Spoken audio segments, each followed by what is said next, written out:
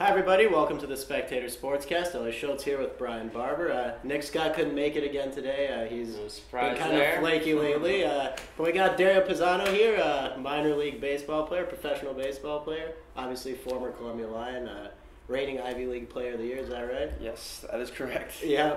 So how you doing? Doing great. It's good to be back. Had a long season, especially coming right off of our Columbia season last spring. We went right into the summer season after the draft, and it was a long, grueling season, but it's good. I'm in my off season. I'm working hard and back seeing all my friends and all my boys and everyone around here, and it's good to be back on school campus. It's good to have you back. Thanks. For those of you who don't know, will you fill us in on where you went in this year's draft and how minors have started off for you? Okay. After the season last year, on June 5th, I was drafted in the 15th round by the Seattle Mariners. It was the best. Still don't have words to describe that experience, and it was awesome. So I went to, the first team they sent me to was the Pulaski Mariners in Rookie Advanced, and it was in Pulaski, Virginia in the Appalachian League. And that was definitely a new experience you're an East Coast for me. guy, grew up in Boston, went to school in New York City, and then went to the middle of nowhere. So it was. It took a little bit of time to get adjusted to that culture shock, but and with the season too, it was grueling. We played 68 games in 71 days over the summer. So 3 days off, scattered somewhere in the 3 months that I played. In the sauce. Yeah, right. And I got adjusted and I got hot at the right time, and it was actually to my advantage that we played every night, because when you get hot and you play every night, it just keeps flowing, and I did real well. So I ended up getting the league batting title by 30 points in that league. So I had a pretty successful rookie year. Yeah, not too bad. League title by 30 points. And you had 354 overall combined between the two. So I guess what specifically in terms of culture shock was there to talk about? Well, we actually were put in a travel lodge, 4 people to a room, 2 on the beds, 2 on air mattresses, because we didn't even get paid. Our hotel or motel wasn't even paid for, so it had to come out of our paycheck nightly. So we tried to throw as many people in a room so we could pay us less for the room. And bus rides, hours all over the wherever that is, the Appalachian Mountains in the middle of nowhere, and the people there, just different kind of people. Like you said, growing up in Boston, big city, then came to Columbia in New York City, the biggest city in the country, one of them.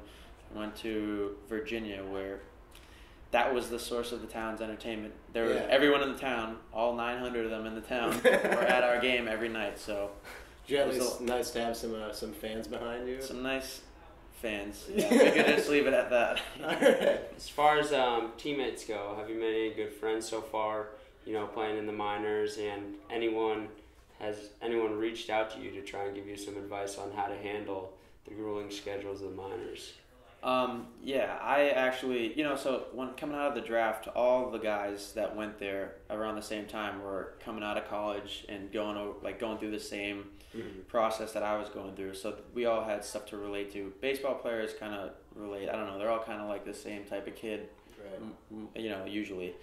But all these guys came in and we have the same goal, one goal in mind, make it to the majors, and we're all starting at the bottom again to work our way up. So we got along, and we all were. Trust me, we were talking about how, oh God, like this is different than anything we've ever had to do before. So, and I actually, when I got moved to Everett later on in the season, and I was on the team with Pat Kivlahan, we played him this past season. He was on Rutgers, so we played against him in college, and now I'm good friends with him. I catch up with him and see how he's doing all the time. So it was a good experience. And in terms of back at, when you got back here, what have you been doing in terms of baseball wise and I guess school wise? So last year I was a junior when I got drafted, so I had 2 semesters left to finish to graduate. I'm not going to throw this degree away, so I definitely want to finish. This is the off season, and I worked it out with all my professors and my advisors and Jackie Blackett, Jackie, and we worked it out, and I could finish this fall, which get one of my semesters, and then I have to go to spring training. But then next fall for a 5th year, I'll finish and get my degree. I'll be graduating next December. And they say that the Mariners really paying for all that? Yeah, that's definitely huge. Being one of the most expensive schools in the country, that's part of the signing bonus that I got.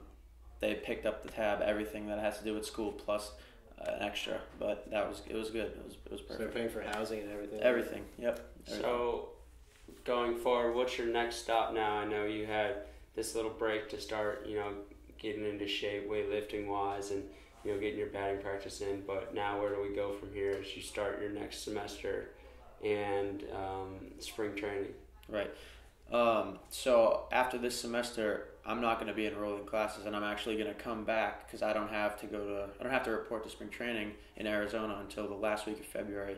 So I'll have about a month and a half to come back, and I'm still going to use the school facilities to work out, and I'm going to start practicing with the baseball team. My Coach Beretti already told me that any day I can go and get live reps, face live pitching, take fly balls, get my arm in shape, and throw with them. So I think it's pretty ideal for me to get live reps and go. I go right to Arizona the last week of February, and that's a month-long spring training. Depending on how I do, it's basically like a tryout. So then I'll be placed on one of the levels in the minors after that, starting in April. Is there anything in particular that you miss maybe about playing baseball here when you're around the program a lot? I loved everything about Columbia, especially the student athletes are all close. I don't know about some schools, some teams are kind of like rivals with each other, but all the student athletes here, relate because we're all kind of like the same kind of kid. We're educated and we play a sport too, and we all relate. And but especially on our baseball team, our team lives in the same house, and I'm gonna miss being with my best friends on the field too, playing the game that I love with all my friends. That's something I'll miss about college baseball. It's different in the minors. Everyone's trying to get to the next level for themselves. It's cutthroat, but in college, you work as a team to win a championship. It's a little different, but it's all right. All right. So, Dario, if you don't mind, we're gonna recap some other sports. If you want, you can stick around and get some words of wisdom from you along the way here. All right. So men's basketball unfortunately dropped a 65-57 decision this weekend to Bucknell. Brian, I hear, was there. I happened to stop by the gym for it. But, it's a tough one. Mike Muscala, their big guy, had a great game. We had an early lead, but couldn't sustain it. It's a building process with a lot of young guys right now, but I think once Ivy rolls around, I think that's when we'll finally be clicking on all cylinders, which is ideally when it counts the most. Right. Dario, did you get a chance to see that game? I was there last night. Yeah. Big turnout. We had the whole baseball team there supporting, so definitely. We thank them for that. Just about everyone in the student body was there last night. It was a good environment to be in. Yeah, good atmosphere. Then women's basketball dropped a 65-54 decision to Bryant, I think on the road. So another tough one for them. They're also, I guess, having some growing pains right now. But hopefully they can get back on track. The squash team actually picked up a win in their opener, 9-0 against Georgetown. So hats off to them for that. Then they unfortunately dropped a 4-5 decision, a nail biter to Cornell. I believe Cornell's ranked number 4 in the country, so obviously you don't want to lose any game, but it's tough better to Fencing is off to a hot start where they left off last year. They swept their season opener tournament against NJIT, Tufts, and Stevens. And then women's swimming was at the Winter National Championships in Austin, and Christina Parsons broke the school record in the 100-meter fly. So, that's a great accomplishment for her and for our swimming program as well.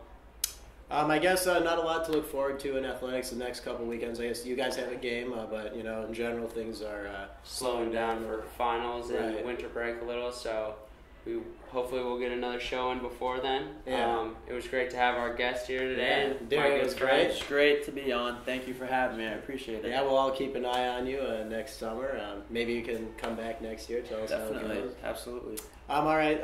Thank you guys for watching. We'll see you next week.